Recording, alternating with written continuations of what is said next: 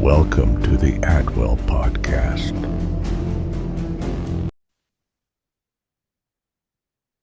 Awesome. Dr. Payne, it is a pleasure to have you back on. And I know our first attempt was a little wonky. So you agreeing to come back on is wonderful. Thank you so much for that. It's a Um, pleasure. I love your mm, story. I love what you're doing. I love it. yeah, awesome. Thank you so much. So I was wanting to know if, for the audience sake, you could tell us a little bit about your background prior to writing your first book, if All that's right. okay. Well, first of all, I grew up Menanite, all right, which is a lot like Amish. Mm-hmm. And I did get kicked out, okay? My first husband was in the military, and he actually came out of West Virginia, my first husband. He was in the military, and Mennonites are pacifist. So Okay. yeah, kicked out. But that's how I got, I went to a Mennonite college, Goshen College, and they required that you live in a third world country for a trimester. So I lived in Haiti down in the Caribbean for 3.5 months to study Mm-hmm. poverty and service. Mm-hmm. And I met a wealthy Italian aristocrat there, which was kind of my first introduction to wealth, and I had grown up, I'd say, fairly middle class. My dad was extremely well educated for that time. He had a master's degree in divinity, which at that time would have been unusual, okay? Mm-hmm. And got that in the early 50s. So the bottom line is we were fairly middle class, we had stability, but that was my first exposure to extreme wealth. And then I met my former husband, Frank Payne, who died in 2010, but he came out of Cabin Creek, West Virginia. Mm-hmm. His family was in extreme poverty. His dad died when he was 6, and so they went from $600 a month to $75 a month. So his mother, 5 children. Mm-hmm. Yeah, And that's very similar. The Cabin Creek, West Virginia. The biggest thing for me with poverty in West Virginia, because I'm from West Virginia, is that towns are cut off from one another.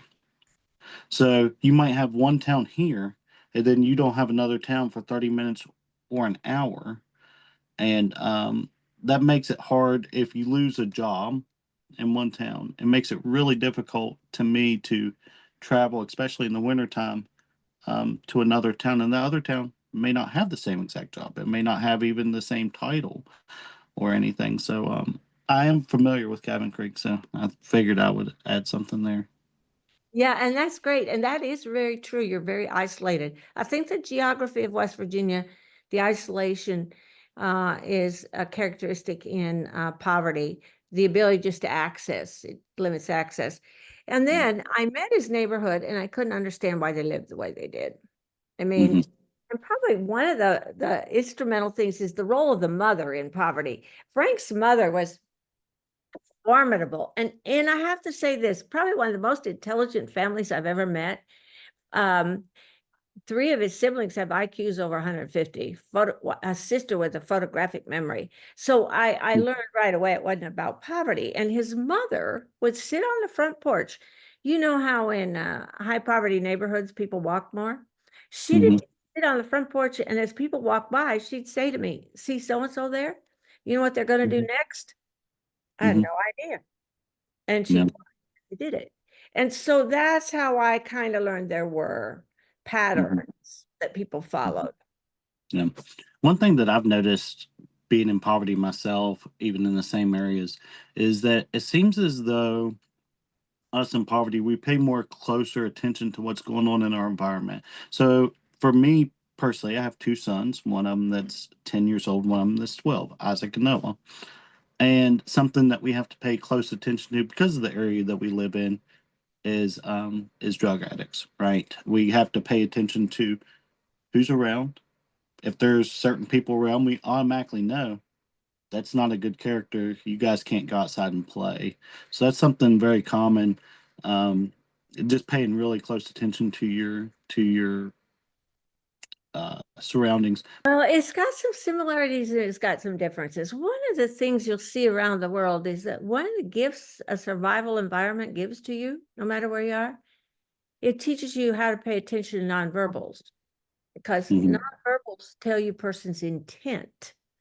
So Mm-hmm. if you want to survive, you've got to know that. So you talked about reading the environment. That's you're reading intent.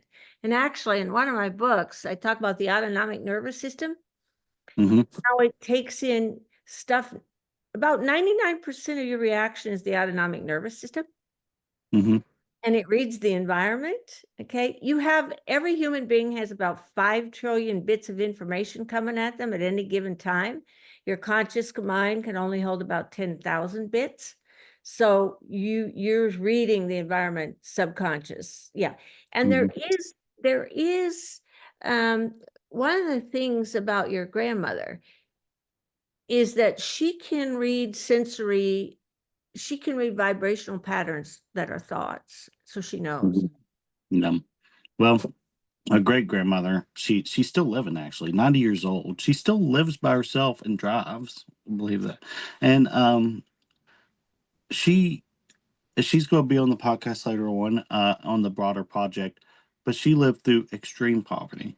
I mean, there was absolutely nothing. I mean, we look at it today where I'm at, and I'm like, this is crazy because I travel a lot outside of the country, outside of my state, and I see the differences. And I just imagine like what that looked like for her. She had to walk 3 miles, to school, out of a holler. So the things that she's seen has been pretty exciting. And to talk about that even more, so she retired at like 70 years old, probably didn't realize that we was going to go through inflation and on that same teacher's income for the next 20 years. But during that time, being on that fixed income, she had to save money. One time we had a septic blow up in the yard, and I was living with my grandmother at the time. I'm probably 17, 18 years old, and she had to save for over a year and a half to come up with $5,000 to get a new septic. So what that meant was, and I'm not kidding about this, we had a 5-gallon bucket in a shed in the backyard. Now, as you know, West Virginia from your previous husband, there's woods here, and you might be utilizing the restroom in the woods, and you hear something, you're trying to hurry up and get back. And that was a quick trip in the winter, I tell you. But yeah, and she never thought nothing about it. She would just laugh about it. She looked at extreme situations. She's like, oh well, I didn't have a toilet until I was 30 years old. This is totally normal. And I think that when it comes to some levels of poverty, that there's people that came before us that may have went through things that we may not even see to this day. I agree with that. I agree. Yeah. So it's wonderful to have people like that in your life, though. They help you think about it like life very differently. Mhm. And does she have a deep faith? Yeah, so she grew up in the church, and she basically um she's never smoked, never drank, never did anything, right? And she told me a story that's kind of funny. She said that her daddy looked at her when she was a little girl and said, "If I ever catch a cigarette in your mouth, I'll make you eat it." And and she told me that she believed him. So yeah, she does. She believes in God. And the thing that I admire about my grandmother is after my dad had passed away, I go and I live with her. And at the time, I'm using recreational drugs, and I'm just this terrible teenager. I'm mad at the world. I'm blaming the world for my life. And instead of judging me, she brought me into her home, and she looked at me and she's like, this is just a kid that needs some help.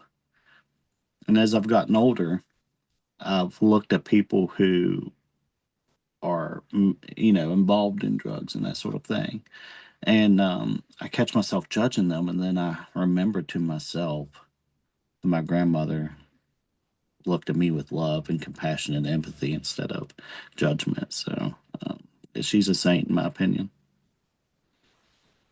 Yeah, that makes a huge difference. We talk about it in another one of my books about you got to stabilize basically the autonomic nervous system before you can actually move beyond it. That would be an interesting episode. But what happened then, back to my husband, what happened then as I figured out, so I figured out how his neighborhood worked and the hidden rules in his neighborhood, right? And I'd seen a lot of those in Haiti, but didn't think much about him. And then he took a job, Frank did, in the Chicago Board of Trade, and we were thrown in with really wealthy people, okay? Oh, $500,000 a year or more, 50 million, whatever. I didn't know, again, the hidden rules of wealth, but I saw them use a lot of the same things that I had seen that aristocrat in Haiti do, okay? So I didn't think anything about it, kind of learned about it. And meanwhile, I'm in the school business. You know, I've worked with high poverty kids. I've worked now in Illinois. I worked with wealthy kids. And then we moved to Houston, Texas area, and I take a job in professional development for a school district. And I have a principal come to me one summer and say, "Hey, Ruby, I'm having so many discipline problems. I don't know what to do, and I need you to come give me some training in it." I said, "Well, what's your data say?" And she said, "Well, the data doesn't help." I said, "So tell me a story," right? So here's the story she told me, and here's the story I told her, and this is what started the book. She said, "Ruby, I got 2 sets of twins in the building. They got 2 sets of clothes.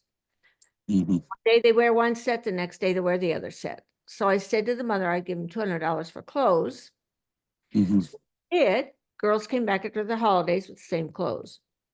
She called the little girl in and said, "What happened?" And the little girl said, "Well, we never had a DVD player. We bought one." And I said, if I was the mother, I would have done that too. And she said, "You can't be serious." And I said, "I am, because poverty is painful. And one of the tools you spend your money on is entertainment. It takes away pain." Okay. Yeah. So she's having so much trouble with it. She's just furious about it. So finally, to help her understand, I told her a story from wealth. So this is a story I told her, and I'm going to ask you the same question I asked her. Okay. I was in this woman's home on the North Shore of Chicago, and she had an income in today's dollars of somewhere around $25 million a year. Okay. But the woman was bitter because she knew somebody had a yacht and she didn't. Okay. And but she had all this artwork in her home. She must have had, I don't know, stunning, somewhere between $25 million worth of original art. Okay. It was just gorgeous. Okay. And I made the comment, I saw a piece of art, it looked like a Picasso, and I made the comment, "It looks like a Picasso." Okay. And she was furious, and she said, "It is a Picasso." If you want to insult someone in wealth, all you have to do is infer their artwork is a replica, you know? It was an original, I don't know, in today's dollars, probably at least 6, 7. It was a small Picasso. Right. $6, $7 million. So I said to the principal, question I asked her is this, and I'm going to ask it to you. If somebody gave you a $6 million Picasso, what would you do with it? Oh, I'd absolutely sell it in a heartbeat. It's gone. It's gone. That's what she said. I said, "Well, then you're no different from the mother. You're thinking, I've lived this long without a Picasso. I bet I can live some more." And the mother's thinking, "These girls have lived this long without these new clothes. I'll bet they can live some more." That is extremely interesting. That is thought-provoking. That is really thought-provoking. And I just said, everybody makes their decisions. See, Randy, there's a basic rule here. How you spend your time determines who you know and what you know. And basically, people are going to negotiate their environments based on how they understand what they have to do to survive. See, in middle class, or when your resources are stable, here's what people do with their time. It's what you're doing with your time right now. You go to work, okay? You get educated so you can have a better job, and you buy things that become an asset like a mortgage. Right. Yeah, And sure. you have 4 rules about money. Mm-hmm. I don't ask you for money, and you don't ask me. Right. If you borrow, you got to pay it back. Mm-hmm. Never ever quit a job until you have another one. Yeah, sure. And you don't tell people your salary. Yeah. Yeah. But if you were in wealth, you got a different problem. Your problem in wealth is safety. Mm-hmm. And so you make your decisions against your connections, your Mm-hmm. financial, your social, and your political connections. And see, we talked about this last time a little bit. That's one of the hardest things about transitioning class, going from poverty to middle class or middle class to wealth. The new people you have to meet, the social bridging capital. We talked about that last time. Mm-hmm. And the bottom line on it is, in wealth, so one of the hidden rules in wealth is you don't talk about the cost of an item. Mm-hmm. Never ask what something costs. Mm-hmm. And then, as you know, in poverty, you share your money and you spend your time against survival, relationships, because people keep you alive, Um, and entertainment. my mother, like I said, she dealt with Social Security disability pretty much her whole life. Never, she's never had a job, like an employment job. But at the end of the month, even in my early adulthood,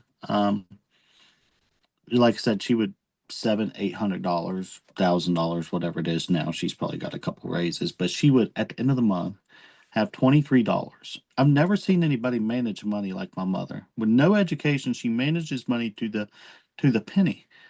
And she will save $5 to $7 a month to buy Christmas. Or at the end of the month, she would call me. She said, Randy, I have some toilet paper here for you to pick up. And it was so embarrassing. It's like, Mom, I got like $3 or $4. I can run to the dollar store and get some toilet paper. I can go and get my own stuff. She didn't understand, and probably still doesn't to this day, that I have my own money and I have a job. I don't need you to buy me paper towels or something simple. But it's the things that she does to try to be nice. And I really appreciate that. But I try to tell her, I was like, Mom, save your money. And I've bought her shoes and things like that. But the way that people have to budget their money in poverty, I think, and it directly correlates to education, because the biggest thing I've seen with people that are in poverty is they don't know how to manage, and they maybe don't have the education to manage. So I have friends that could potentially save two, three, four, $5,000 a year, but they just see it as such a hurdle that they don't even try. They're just like, whatever, I'll just go to Applebee's. It's like, okay, well, it looks like to me you're struggling pretty hard. You need to save some money. You have $0 and your electric bill's due, but you're at Applebee's. It's not making sense to me. Well, it's because you're doing it for a form of entertainment. One of the things that permeates generational poverty is the belief in fate and luck. People will say things like, well, he's no good just like his daddy, or I never was any good in school and he won't be either. Or like one of the girls in Frank's neighborhood was having sex with her boyfriend in high school. And I said, don't you think you ought to use a contraceptive? And she said, Ruby, if God wants me to get pregnant, I will. Well, evidently he was for it. Okay. Cause she did, but it's that concept that, I just had bad luck. Let me tell you one more story and you'll get it. Mm-hmm. But Frank had 2 brothers in and out of jail all his life. Okay. And he, well, and I should say that there's only out of 5 siblings, there's only one that's still alive. Okay. So you die young in poverty. Okay. You die younger. But he had a brother who he got put in jail for drinking and driving. Okay. And he called me one day and I thought he was still in jail because he used to have us pick him up. And I said, where are you? He said, Ruby, I'm in jail. He said, I just got me out of jail. And he said, you know what? Not Randy, was a guy, I believe the guy's name was Randy. He said he got me a brand new Kawasaki motorcycle for $100. Well, I know that's a hot motorcycle, right? Stolen. Yes. But I still want to know where he is. I said, so where are you? And he said, well, I live on Main Street with Tony. No, it was Tony. It wasn't Randy. So I said, okay. And so the bottom line, he said, well, I took that motorcycle out. It'll go 100 miles an hour. Mm-hmm. Then I realized he was drunk. Okay. Mm-hmm. I said, hey, you just got out of jail and you nearly killed somebody for drinking and driving, and you're doing it again. I mean, I couldn't help myself. He said, Ruby, I just had bad luck. I said, Mm-hmm. bad luck? You were drunk. Yeah, bad choices. And this is what he said. I said, you were probably drunk every night for months. He said, I was, Ruby. I Mm-hmm. just had bad luck one night. He said, if I wouldn't have been on the road when the cop was on the road, I never got caught. And so it's this kind of fate and luck business. And so if you believe that, then it's much harder for you to act on your own behalf. So throughout my life, honestly, the fate and luck thing really hits home with me, and it kind of puts me on my toes a little bit, because throughout my life I've went through crazy things that, like, okay, let's just take the first thing by thing. So, well, I've been through 2 house fires. Well, the reality of it are they're electrical fires. When you don't have any money, you're in a bad infrastructure. You're not renting the best place. You're not in a nice apartment or condo. You're in the cheapest of the cheap, because that's what you can afford. So there could be infrastructural deals. Another thing is, when you're buying $20 hair dryers from Walmart and you use them for 3 straight years, you know, they're liable to break. That could lead to it. So the items that you're using don't have as good of safety regulations, or I don't know really how to word it, but you understand what I'm trying to get at here. You're using terrible items. You have terrible infrastructure, so that could definitely help raise the chances of house fires. My wife, before we ever even got together, she has been through 2 house fires. I've been through 2 house fires. Extreme poverty people here in West Virginia, it's almost fun to have a house fire, because you get a couple $1,000s from the church and you get to start over. You're like, oh, great. I get all new stuff now. This is wonderful. This is almost better than what it was before. So, you know, um, that, Well, you work on Native American Indian reservations, and we're working on one in South Dakota right now. House fires are huge, and they'll have 20, 30 people living in one house. And it takes the fire department 45 minutes to get there. So by the time they get there, there's nothing left. yeah. Well, here we live in a lot of trailers. So trailers are very common to just go up in 20 minutes. This is, honest to God, a true story. We lived in a trailer in Monroe County, West Virginia. So Monroe County doesn't even have a red light. They don't have, the whole county, no red light, no fast food restaurant. Um, the grocery store for the entire county, one, is smaller than a Family Dollar store. So, anyways, we lived so far out. There's a place called Gap Mills, probably an hour from the closest fire department. And I'll never forget this as a kid. My parents took us to the grocery store. We had to go to Greenbrier County to go to a regular grocery store. It must have been close to the first of the month. And by the time we got back, there was nothing but yellow tape and rubble and a chimney. That was it. So, in that time that we left to go grocery shopping and come back home, not only was the whole house gone, but there's no fire department, there's no police, there's nobody even there. They've already left. They're like, well, this is gone. We don't, the fire's out. We're leaving. So we just like leave, go grocery shopping, come back. Poof, everything, your whole life's gone. And I was too young to really remember what my parents, what their discussions was. But ironically enough, I do remember that there being a Bible on the front dash of my dad's Buick, and how that relates to fate is when you go through so many of these things. For me, I used to think I was cursed. I used to honestly, to God, think that there was some kind of curse in my life. But it's really, Randy, you're not cursed. You're just extremely poor, and your circumstances and your environment are putting you at a higher risk for these terrible things that can happen to anybody, you know. That's true. And they put you at higher risk for early death, particularly if you're male. Okay.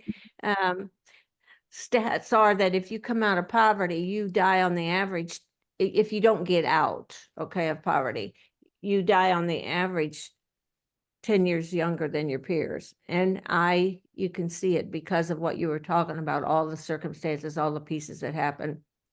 Mm-hmm. And drugs play into that a huge bit, I think, because I lived in sixth grade, I lived in a little place called Alderson, West Virginia, which my sixth grade class had about 10 people. And 4 people on my block at my age, I'm 33, so 4 people have already died in a town that maybe had 5,000. Right. And most of them from drug related issues or suicide.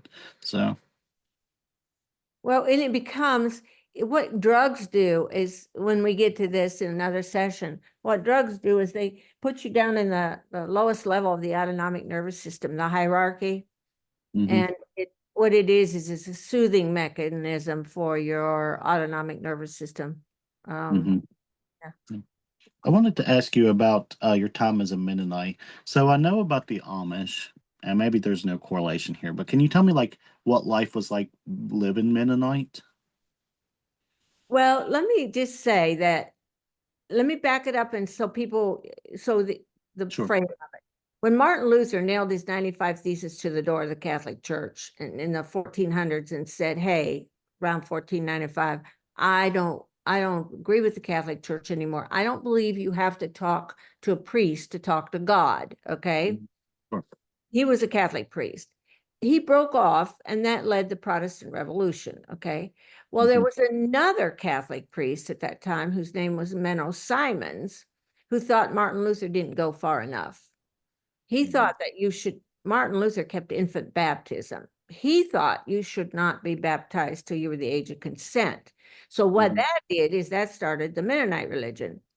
And they became known in Europe as anti-Baptists, okay, and they were persecuted. So a lot of them fled to the United States in the 1700s, early 1800s, like that. And most of them came from agrarian areas, okay, and they settled in the United States. And around 1800, right around in that time frame, there was one of the Mennonites that came over was a guy named Jacob Almond. And he started the Amish. And he thought that the Mennonites didn't go far enough, that they should not accept anything new in their lives.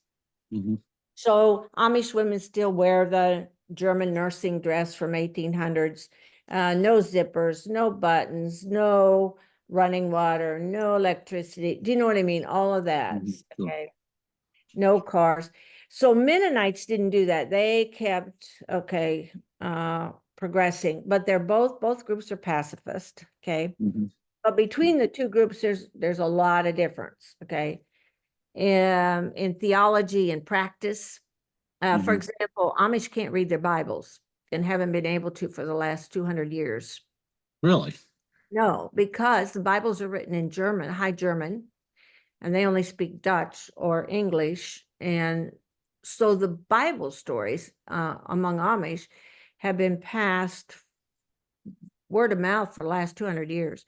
So there's a discrepancy in between the written text and the stories that are told. But one of the things that's fascinating is Mennonites and Amish tend to live in the same communities, because what happens is that Mennonites become kind of the bridge by which Amish interface in their communities. So, yeah. So Mennonites, so they're hopefully I'm understanding this correctly. So Mennonites compared to Amish, Mennonites are still allowed to use like modern infrastructure, I guess you could say. So when you were growing, They're allowed to be educated. Amish are not. Amish are not allowed to go past the 8th grade. No, wow, that's wild. And I never would have believed, like, I never would have even thought about the Bible thing. And I know I'm going to butcher this, but I watched a documentary one time on how the King James Version Bible came into place. And how it explained it is there was two different sects. What was it? I can't remember, but one of the sects basically that only the priest was allowed to, or the pastor, however you say, was allowed to read the Bible. Nobody else was allowed to read it, just him. And then the other one, the Bible was available, but it had basically an interpretation of all the verses written directly beside the verse. So it didn't leave any. It was basically telling you what to read into a verse. So if you're looking at John 3:16 and may have an annotation there that says this is what this actually means, which obviously is kind of dangerous because what it could do is it would be up to the leaders of the church whether or not to manipulate the understanding.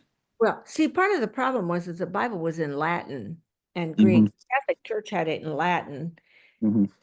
Greek. And so one of the things that Luther did is he actually translated then the Bible into German. Okay. And then Hmm. the printing press came along about that time. And so made Hmm. it more widely available. But the thing of it is that in practice, there's a huge Mennonites as a group are losing members. Okay. Hmm. But Amish as a group are gaining members. Amish have big families, and they have 8 to 10 children, and they are actually gaining um, membership. Yes. Yeah. So my thoughts before this was, so I thought Mennonites and Amish was basically the same thing.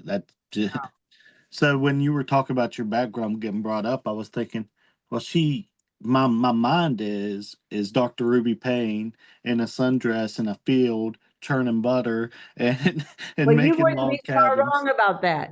Okay, you would not be far wrong about that because you weren't when I grew up, you were not allowed to. I never got to go to a sports game until I was a junior in high school. Okay, no dancing. Dancing was having sex in public. Okay, no, no slacks. No, I mean, yes, I mean it was very strict. No movies. No, I got to see one movie in high school. That was it. The Sound of Music. I mean, there was just, I went to public schools, but I Mhm. was not allowed to participate in the extracurricular activities. Okay. So Yes. it was work, work, work, work, work, work, work, work, Mhm. work. Yeah. And I was the oldest of 6. Uh, Hmm. so I did then go to a year of private Mennonite high school in Virginia. And Hmm. then I went to Mennonite colleges. Hmm. Uh, yeah. It sounds like you moved around a lot, like not just like locally. For me, we moved pretty much every year of my childhood, but all within the same area. But it sounds like to me like I've done heard Virginia and Texas, and I think you're living in California now, maybe, Oh, or Texas. oh, you're in Texas. Yeah. So I'm in Texas. Here's I lived in Ohio. Well, I was born in Indiana, lived in Ohio. Then I Hmm. lived in Haiti. Then I Hmm. lived in Indiana. Then I lived in Corpus Christi, Texas. Hmm. Then Chicago, Illinois. Then Houston. Now back in Corpus Christi, Texas. Yeah. So it's like with that travel, I haven't lived in that many places. I don't have nearly the years of life experience. But one thing I've noticed with traveling internationally, I'm going to Egypt in April, and one of the things I've noticed is that you really, once you get out of that bubble, then you start gaining a broader picture of life. And with the different social classes and then the amount of different areas you were in, even internationally, it just seems like that it really helped you to paint a broader picture of the hidden rules, I guess you could say, because you were looking at many different many different examples, but finding the same correlations across. Yeah, you're seeing the same things over and over again, like wealthy community in the world Because since I wrote the book, now I've been to Australia 7 times to work, New Zealand, Malaysia, Europe, China, many parts of the world. And the thing is, the wealthy around the world, that top 1%, they're more like than any other group of people for this reason. They travel internationally, they live internationally, they speak multiple languages, they associate a lot of times their children go to the same private boarding schools around the world, Switzerland, Europe. And so they have the same issues. And one of the biggest issues wealthy people have is just safety, personal safety. Okay. Like Elon Musk has his security force is bigger than the president's. So one of the things you look at is just how you begin to negotiate that environment. And poverty around the world is pretty universal in this way.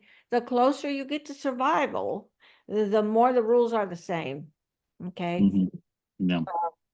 And like we talked last time, it all boils down to food. Yeah, food. I'll tell you, when it comes to food, what I noticed from a first-hand point of view hasn't really, I can't really, honestly, I thought about this before we even did this morning. I can't even think of an exception to this personally. Just about everybody I know has either lived on food stamps or is on food stamps now. And the big thing that keeps happening when it comes to food is in the first or third of the month, depending on your last name, some people even get it on the 6th, they have a whole refrigerator full. Everything's full. Well, at the end of the month, they're all scrounging. Nobody has anything. And I guess I've come to the conclusion, or the theory, I guess you could say, that when it comes to poverty and food quantity, the quality's not going to be there because you can't afford it. So quality's out the door. But as far as a quantity perspective, it's more a budgeting problem than it is a access problem. Because, and I'm not talking about people who are homeless. That's like total desolation. I'm talking like a level above that. People who at least have some low income housing. They're on food stamps. If they have kids, they're probably better off in my perspective, because the more kids that you have, the more access to public Assistance. right assistance.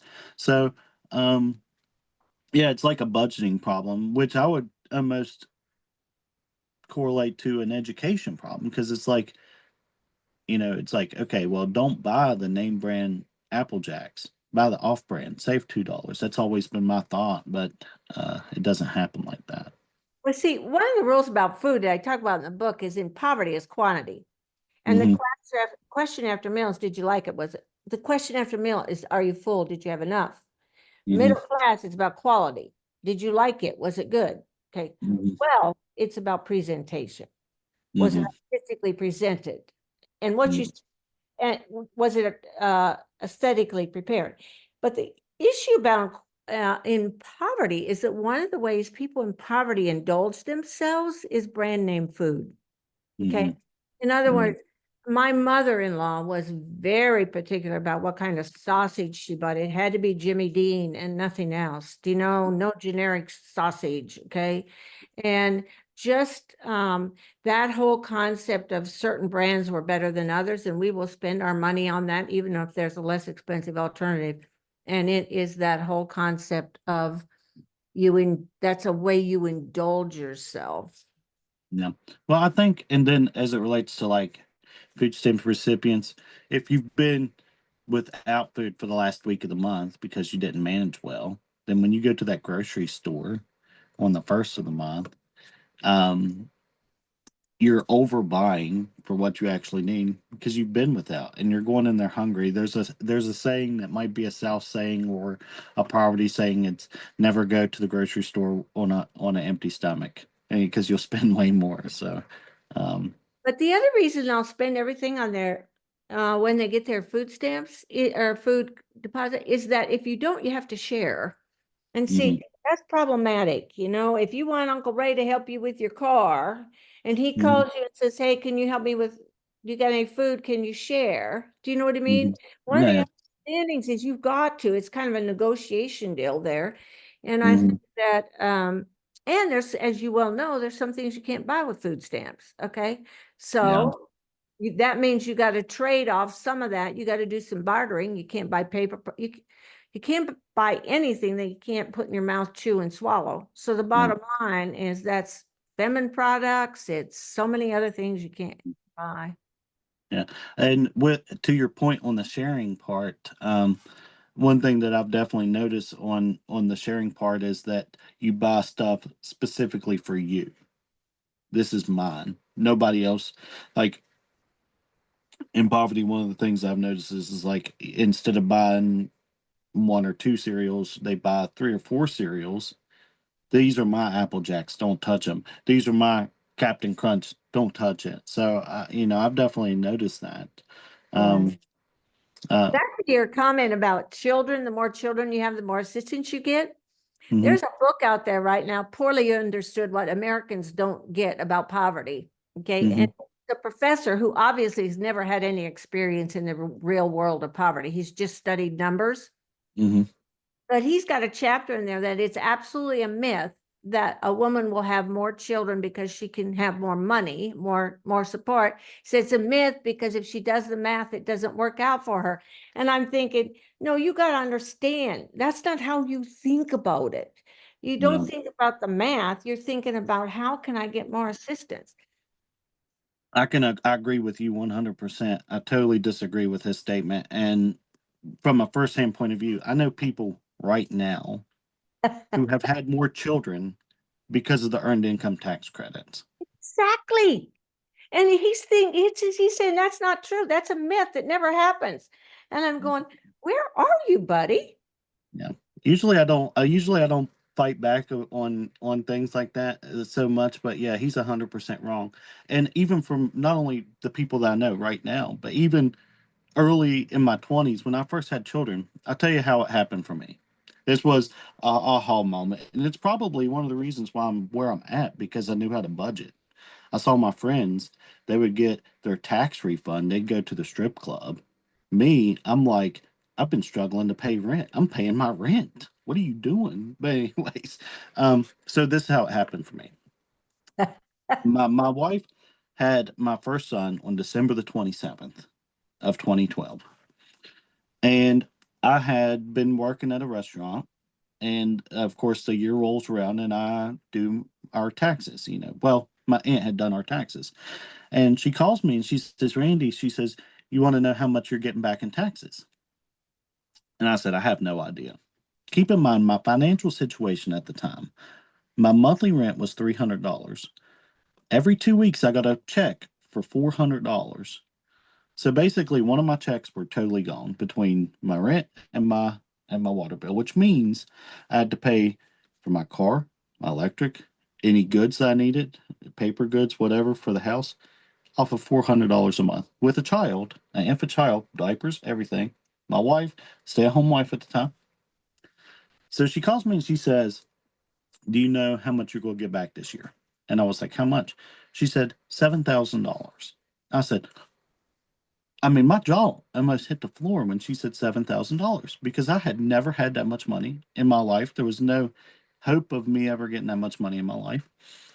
And I kept thinking, I'm going to go to prison. She has done my taxes. I was so shocked. At the time I was maybe making, I don't know, you could figure it up. Whatever $400 is every 2 weeks, I guess it would be 500 before taxes were taken out. So however much that is a year.